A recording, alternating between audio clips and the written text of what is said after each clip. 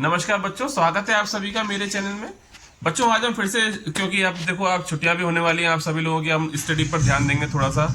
आज हम social study का चैप्टर लेकर आए हैं सेंट थॉमस स्कूल का, जो है 4th क्लास का। इसमें हमने 11वां चैप्टर आज स्टडी करेंगे, अच्छे से देखेंगे इसमें क्या क्या है। इसका चैप्टर का नाम है अवर नेचुरल रिसोर्सेज। बच्चों बहुत ही इंटरेस्टिंग चैप्टर है। हमारे नेचुरल रिसोर्सेज हमारे पास क्या क्या है, उसके बारे में क्या क्या यूज होते हैं, इसको हम आज डीपली पढ़ेंगे।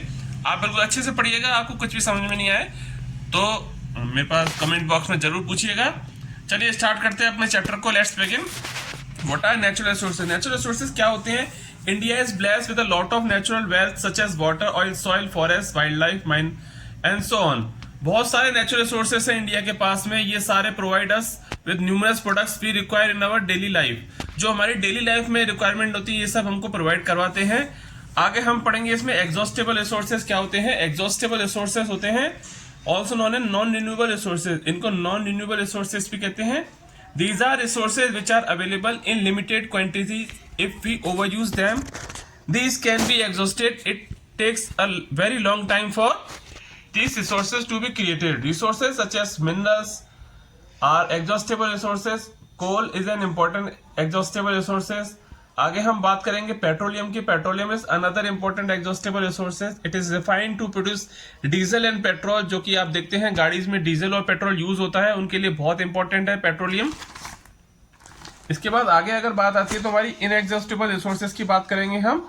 Inexhaustible resources are also known as renewable resources. इनको रिन्यू कर सकते हैं आप।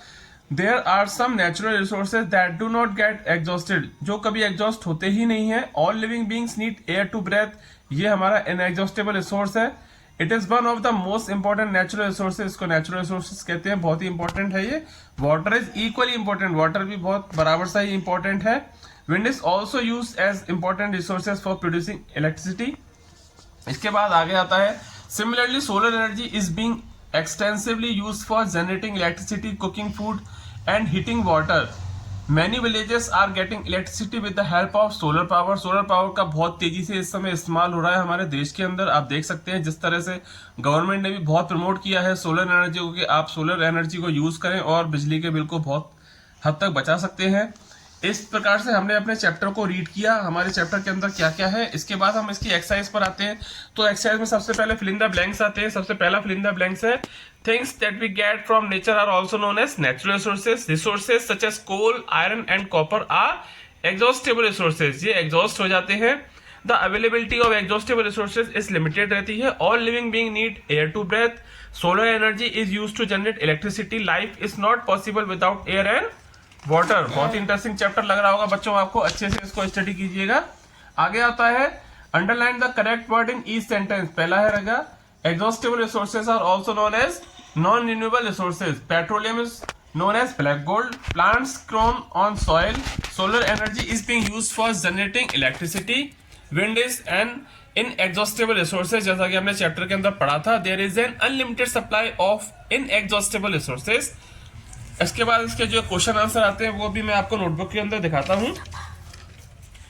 ये देखिए इसके अंदर यहाँ पर हमने जो कुछ नीचे दे रखे हैं, राइट, आई और एग्जॉस्टेबल के लिए और इनएग्जॉस्टेबल के लिए ई। ये कोल दे रखा है, वाटर दे रखा है, iron, solar energy, copper, air, petroleum, aluminium, soil and manganese. इसमें से आप देखिएगा कौन सा एग्जॉस्टेबल है, कौन सा इनएग्जॉस्टेबल है। आगे अगर हम इसकी क्वेश्चन आंसर की बात करते हैं तो क्वेश्चन आंसर आप देख सकते हैं नोटबुक के अंदर।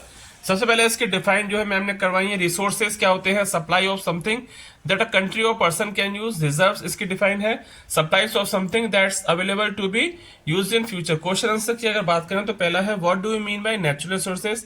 आंसर रहेगा things we get from the nature are which valuable and also known natural resources. Second one रहेगा इसमें where are metals found. Metals are found in deep inside the earth. Third question है इसका what are the main differences between exhaustible and inexhaustible. ये बहुत ही important question है। I hope, मैं आशा करता हूँ ये क्वेश्चन जरूर आएगा आपके पेपर में, आप जरूर इसको तैयार करके जाइएगा। आंसर रहेगा एग्जॉस्टेबल रिसोर्सेज है they are also known as non renewable resources, जैसा कि हमने चैप्टर के अंदर पढ़ा था। इसका सेकंड रहेगा they take a long time to renew. Third रहेगा इसका point they can be exhaust if they are overuse. Fourth answer रहेगा इसका एग्जाम्पल हमको बताने coal, petroleum, iron, copper, ETC. अब बात करते हैं इनएग्जॉस्टेबल रिसोर्सेज की, तो उसका पहला पॉइंट रहेगा they are also known as renewable resources, second point रहेगा they can renew easily, third point रहेगा they do not get exhausted, fourth point रहेगा जैसा कि इसका एग्जांपल हम दे सकते हैं water, wind, solar energy, ETC. बहुत ही इंटरेस्टिंग जो है क्वेश्चन था, इसका आंसर भी। आगे चौथे क्वेश्चन की अगर बात करते हैं, name any two exhaustible resources, two exhaustible resources के नाम बताने हैं हमको। Coal and petroleum are two exhaustible resources.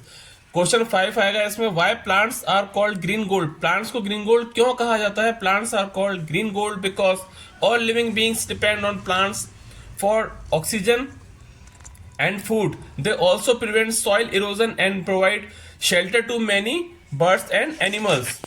इसके प्रकार इसका लास्ट क्वेश्चन रहेगा 6 वाला, what is solar energy. Solar energy के बारे में हमने चैप्टर में भी अच्छे से स्टडी किया था, जैसे कि इसका आंसर रहेगा solar energy is the energy that is obtained from the sun, sun से मिलती है हमको।